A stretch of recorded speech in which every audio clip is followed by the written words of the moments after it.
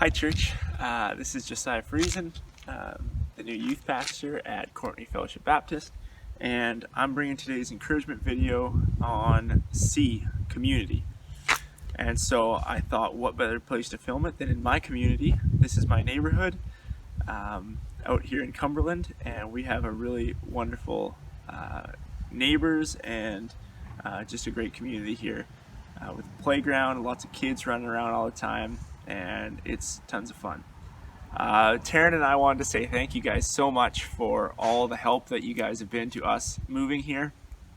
We had a group of people come help us unload the U-Haul when we first showed up, which was just really, really incredible. We got that done really fast, and so we're super thankful for everyone that came out and helped with that.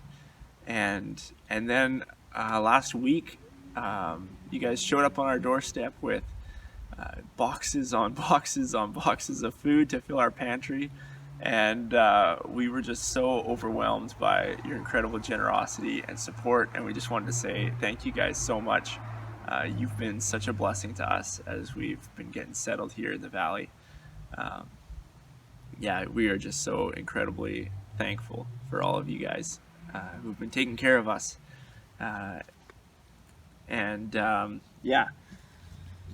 I want to read a short passage from Jeremiah, and as we're thinking about community, this was Jeremiah's letter to the community of Jews in exile in Babylon, and this was his advice to them.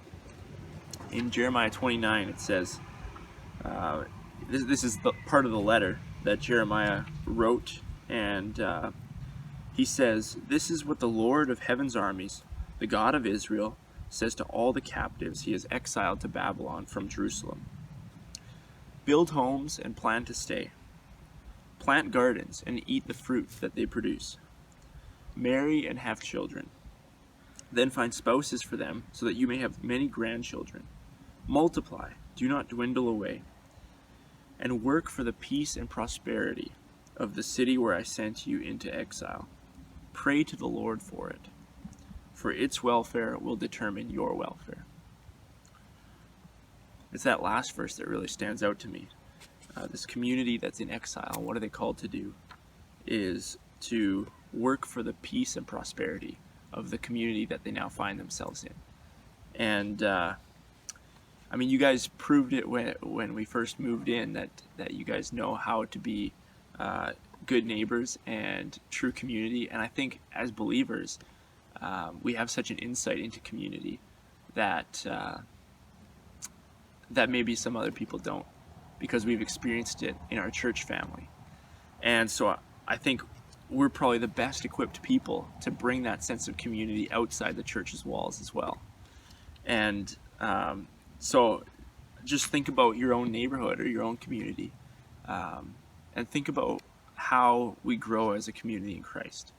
We grow together by loving one another, by serving one another, by being generous with our time, with our resources. We do it by sharing life together. And so we should take those things outside of our church walls, especially now that we're scattered through COVID and not meeting together as much in the building.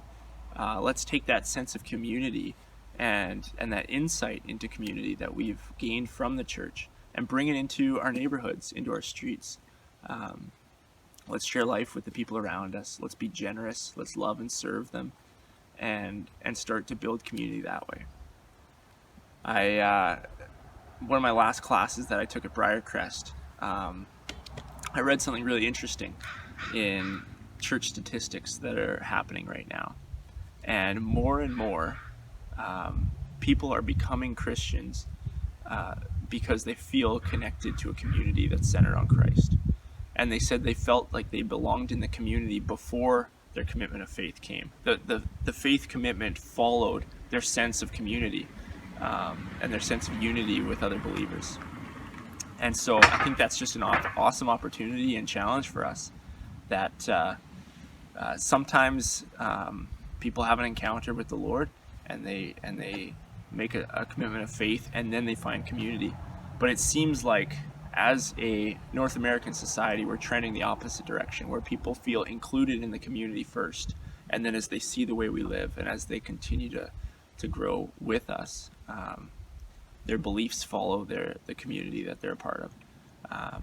So take this opportunity with your neighbors in your community to bring the love of Christ and to shine brightly for Him, and make people feel welcome and included, regardless of their beliefs or their backgrounds. And so that's my encouragement to you.